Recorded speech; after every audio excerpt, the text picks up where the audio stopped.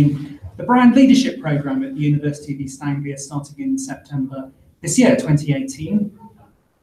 With me, I've got my colleague Peter Schmidt-Hansen and two students from this year's group of brand leaders, Porter.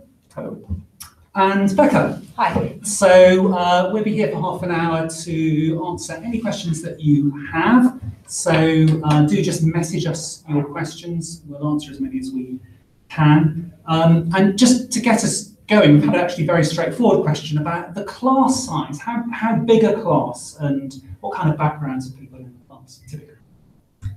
Well, our class size is, we've only got about 17 people 17, on the course. yeah. 17 people on the course at the moment. I think it's like kind of within that really small sample, we've got such a diverse range of people in it, which is really, really great to have. And I think whilst it is quite a small class size, I think you kind of need that because then you can form, relationships with people and and everyone can get involved with everything. It's not like impersonal. So everybody knows everybody in a class. Yeah, and you get close very quickly. So you get close very quickly. Yeah, you do. Okay, Yeah, I okay. think so. It's really friendly and it's really great. So we heard last week that a couple of students from I think 3 years ago are just about to get married. So oh wow. Yeah. So you do get close sometimes. Yeah, crazy. Okay. So Porter, what kind of different backgrounds this year? You mean the classmates? Yeah. I think it's really diversity. We got the backgrounds just from the undergraduate, so directly to the masters. We got several classmates who has already working experience. For example, myself, I got 4 years in experience in the industry. We got design backgrounds. We got account management. What else do we have? HR. I think you HR, came yeah, from HR. Yeah. So Porter, you're from Taiwan, yes? Yeah, I'm from Becca's from England. I am. Okay. Yeah. Peter, we actually must be what, a dozen different nationalities? Yeah, I think so. I mean, that's one of the things that we really try and embed into this course, the diversity from people all around the world. Because I think although students might learn a little bit from us, Robert, you and I, and some of your colleagues, they actually learn a lot from each other as well, in terms of the cultural background, the idea of branding in different parts of the world, different approaches to branding. So they actually learn a lot from each other as well. And I think that's something when we're interviewing people, Robert, that we look for. Actually. Oh, absolutely, yeah. So yes, I mean, this year, as you said, 17 students from about a dozen or so different nationalities. Last year, we had the biggest group ever, which was 27. And I don't think we'll probably match that very easily. But that came from 14 different nationalities. So, very diverse. And what's the biggest thing you've learned from a classmate? Apart from my appalling attempts at learning Chinese, you are learning Chinese? I've learned like 2 or 3 words. Tell us a word.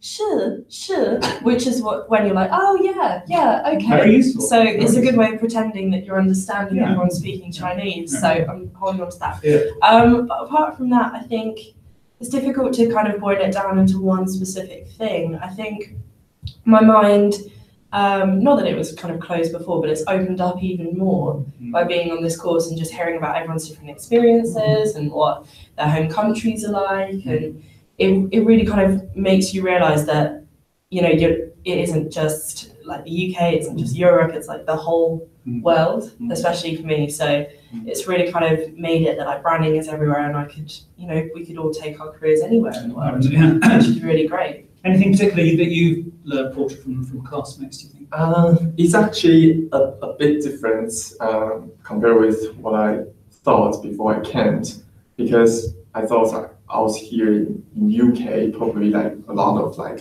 Western people, but instead it's really different.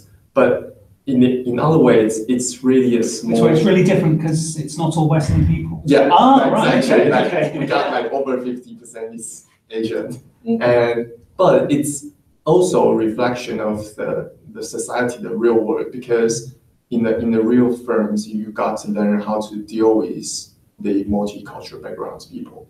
So, and that's things I think I learned a lot, because everyone has different backgrounds, everyone have their own perspective, and you got to learn to deal with that.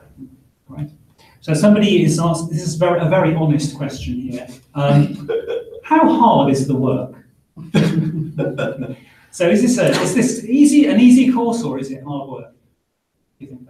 I think it is a specialised course. It's not kind of a general management course or a general business course. I came from the marketing management undergrad here at UEA.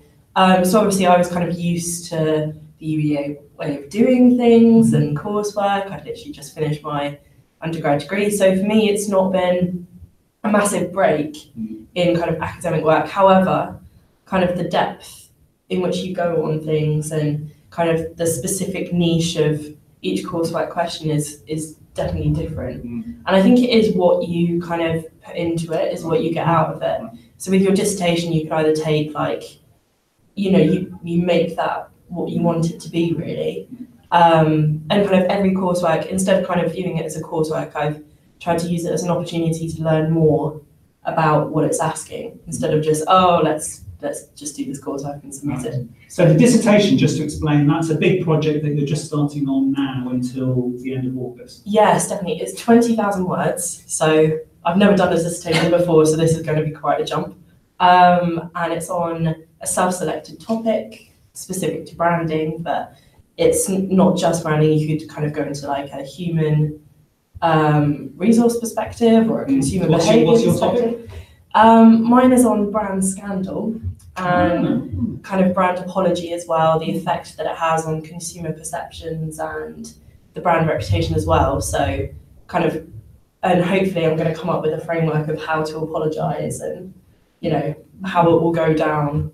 Every week the news is giving you more examples to work on. Pretty much, it's no shortage of stuff to work on. So, and it'll be quite relevant as well, I think, as well. So I'm really enjoying that. What's your dissertation? My dissertation topic is the impact of the brand buildings to the SMEs OEM, which is small, mediums, enterprise, but specifically focused on the original equipment manufacturers. And the reasons I try to do that is I'm from Taiwan, and I think that's the topic in Taiwan that we're trying to discover now, because for my understanding, the government currently set the programs try to help the SME to use the power of the brandings to get more competence. And so we are in the very early stages. And my purpose of the dissertation is try to discover what's the key factors to build the brand and how these branding things could probably influence the employees' perspective and try to let them stay in the company. So this is real practical research, then, isn't it? I hope so. Because that leads into a question someone else has asked, which is how practical is the program, or how theoretical? What's the balance between theory and practice? Peter, what's the intention? And then we can, Porter and Becca can tell us about the reality. Okay, I think we pride ourselves in the fact that the program is very practical indeed.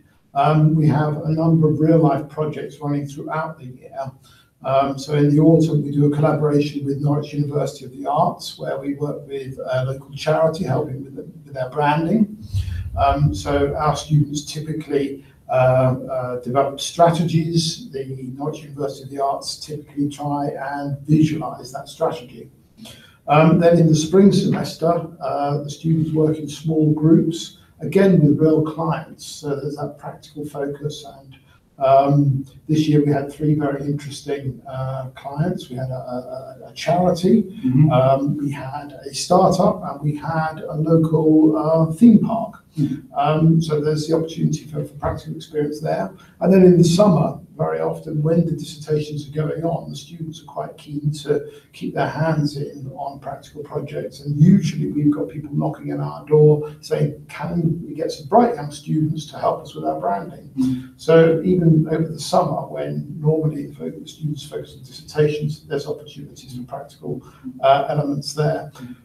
Add into that visits. So for example, just last Friday, the students went up to London and they visited a brand agency there that had been doing some branding with a not-for-profit organisation. And the students were invited to work in small teams there, coming up with their ideas for that particular charity too. So there's lots of practicality woven into it. I hope that's what we're providing. What do you think, Portia? How practical is it feeling? I would say it's really practical, but I think the branding itself is really theoretical things. And I think this course offers a lot of opportunity to try to help us to apply or implement this kind of theories into real life. And that's why I think there'll be a real life projects and also a lot of industry listings. So you're not just learning from the course, you actually see how people do brandings in real life, and you practice by yourself through the real life project. I think. So I'll say it's quite practical. So it's practical in the sense that you are practicing. Yeah. What about you, Becca? A balance between theory and practice? Yeah, I think so. I agree with Portia. Like, it's a nice. I would say the course kind of acts as a bridge between like the theory and the practice, and it's really nice. It's a really nice fusion of the two. And you do get to kind of get hands-on with real branding projects, like the one that we've just done with, the startup, the theme park, and the charity. They were real brands, and we actually tried to make a real difference, and hopefully it will go away and use some of the stuff that we did. So it's crazy kind of having a real input on these things instead of it just being theoretical and not really knowing how to do it in practice. So that's great. Okay. So someone else is asking about actually life after the course. What kinds of career are open up to people after the brand leadership program? Also, what do you see yourself doing next? I would say, because you know my dissertation topic, I'll probably instead go into the brand agency or consultancy. My personal more prefer to stay in one company or manufacturing and try to dedicate myself in one company's branding projects. So yeah, that's my planning, current planning after this course. So you'll be in Taiwan working for? In Taiwan or London. Or in London, okay. That's okay. Doing a brand manager role? What do you think? So if I believe there will be an opportunity to get applied in UK or London. If I could do that, I'll probably apply for the agencies, because although that's not my ultimate goal, but it's really good to see how people in the consultancy offer the strategies to the company who needs brandings, because it's always have a different perspective from the outside people to offer the strategy to the clients. Because sometimes you in the company you couldn't see that clear, or like you kind of like limited. Okay. So for you, it would be to get a bit more agency experience and then work on the client. Yeah. So Becca, I think you're interested in advertising, is that right? I am, yeah. I came onto the course specifically to kind of gear myself to the advertising industry and the whole world. I mean, what I'm going to do after the course is kind of the $1 million question at the moment. I'm trying to get internships and I've applied for things. I'm hoping to hear back from one today. So I'm a bit nervous about that. But yeah, I think it's just kind of, I always used to have quite a closed view of like, oh no, as soon as I finish my academic stuff, like that's the job I need to be in. I need to have the final job and the perfect job, and I need to be in exactly the right industry. But I think now I'm kind of seeing it more as a journey. So, if I don't end up in the place that I thought I would, that's fine, because I can always travel through different routes, and that like there's no right way of doing it, I think. So, and I think the course has been going for 9 years, 8 or 9 years now. So Peter and I have seen, I think it's now 170 brand leaders, and it's very interesting to watch what happens. You guys all learn a lot on the year that you're with us, and then you go off into industry and you learn a ton more. yeah. It's amazing how the learning keeps going. As you say, it is only a journey, and the next job will just be the first step towards the job after that. And so on. People have gone on to some amazing companies, haven't they? Oh, they certainly have, yes. I mean, I think you'd probably be right to say that the majority of our students, they go into agency life first, and I think that's partly through choice, like Porter was saying. It gives you a chance to experience lots of different clients, and then you can see how you can work with different clients. And even within the agency world, there are various different roles available. So quite a lot of our students go into brand strategy, some go into account management, and some of the ones with a sort of creative background might work in the creative side too. So there are various roles within the different agencies. But we also have students who go into the client side, sometimes with very big international companies like Unilever, Procter & Gamble, Johnson and Johnson, Diageo. So there are plenty of opportunities, and I think it's fair to say that our students, and this is no idle boast, I think our students are quite sought after because of this balance we talked about earlier of practicality and theoretical work and the experiences they've had on the course. I think one of my favourite stories is actually a student who was offered 2 roles within advertising, one of which was by Saatchi & Saatchi, and she turned them down. Turned them down, yes. Which was great, you know, felt that she had those 2 offers on the table. Yeah, it's not often that comes around. Not often that comes around. Well, good luck today. Will you let us know your intention? And I think just to add to that, Robert, if you don't mind me saying so, one of the things that I really like about the course is that when the students do leave, they don't just disappear off our radar. They're often in touch with us, or saying, "Oh, have you heard the latest news? I'm doing so and so now," or "Have you heard so and so has now got a job there?" So yeah, we call it the brand family. And it does feel like that because we are like a big extended family that we keep in touch with each other and share news and so on going forward. I had an email only yesterday from someone in Vietnam who's doing freelance work with 2 other brand leaders in different countries, and she's thinking of getting a job somewhere else. So the connections continue to which is a wonderful thing. Somebody is asking, I think this person is trying to decide which master's program to go for. Branding or marketing? You guys obviously chose branding, but why? What's the advantage of doing a branding master's over a marketing master's, do you think? I mean, obviously I did marketing and management as my undergraduate degree. And I was kind of thinking like, oh, do I do a master's in marketing or do I do a master's in branding? And I was weighing it up, and I did talk to kind of the director of the marketing masters, and it is quite like, it's an intense condensed version of my degree basically, and it is like a really great overview on like marketing and management and things like that. But for the brand leadership one, just really offers something that I've not had in that. It kind of took the advertising element and the branding element and the practical elements and kind of extended it a lot more, and it was so much more applicable to, you know, because I want to go into advertising, so much more applicable to my degree choice, and also the opportunities you get from it as well. Like, it's such a small group, and you get to go and see places and meet people that you may not get to do on a massive course. Right. So it was all the different opportunities really that I was like, okay, this is the one for me. Okay. What about, did you consider marketing compared with branding? Definitely. Actually, my original application is international marketing and branding.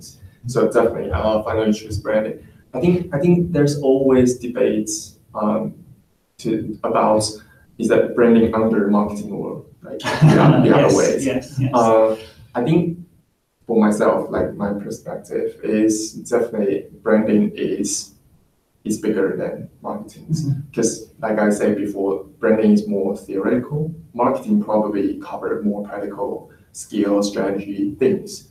But branding, so there's like a very specific way to do the marketing, but branding is the reason behind marketing. So why you do this marketing way compared with other things, there must be a reason behind that, and that's branding, I think. Branding is the reason for the marketing. That's kind of way of thinking about it. Peter, what would be your advice to someone who's not quite, what kind of person does best on a branding as opposed to a marketing course? Well, I think someone who is really curious and really wants to expand their mind is probably better off doing branding, because branding actually covers more areas. I know I'll echo what Porter was just saying there, because branding, of course, it has a customer-facing dimension to it in the same way that traditionally marketing is seen as being customer-facing. But branding also works internally within an organization. So I think branding covers a bigger area, and it has perhaps potentially more impact than marketing. So if you're curious by nature, if you're after a qualification which will give you an insight into not only the customer's world, but also the internal world of organizations and the impact that branding can have there. If you've got those two things, curiosity and a desire to sort of see the impact of branding is definitely the most important course and the best choice. Marketing, nothing wrong with marketing at all, but it's just a different perspective. And I don't think quite such a broad one either. Not such a broad one, okay, great. We've got about 5 minutes to go. Someone is asking, what's the very best part of the programme and what's the very worst part of the programme? So what have you, I don't know, what have you enjoyed most so far? What have you loved most? What's been most difficult, most challenging? What's been toughest? For me, I think the best part is the possibility of building a great networking. So for example, we just finished 2 masterclass today. I think that's the easy resource. So who do we have today, just as an example for people? It's James from Virgin Rate, Hans.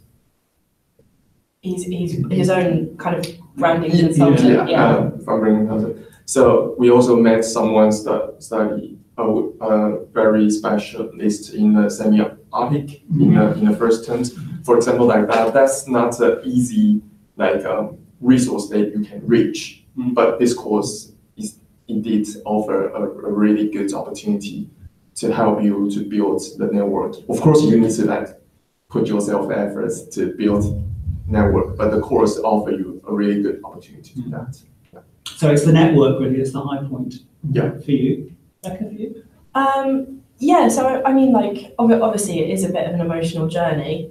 I would say... Why is it an emotional journey? It's just a master's degree. Why is it an emotional journey? It's great. And you wouldn't come out with the end result if it wasn't an emotional journey, if you were just flatlining the whole way through. But yeah, I think maybe some challenging points have been when, you've got a deadline the next day, or I know the exhibition presentation for the real clients, we were there the night before till 12 at night trying to get everything done. We're okay, come on, let's make this the best we can be. Yeah. So there's challenging moments, but also really rewarding moments when, you finish the project or you finish the coursework and you're I got so much out of that, and you can see the amazing results that your whole team has kind of come up with. And I think you see different aspects of people as well.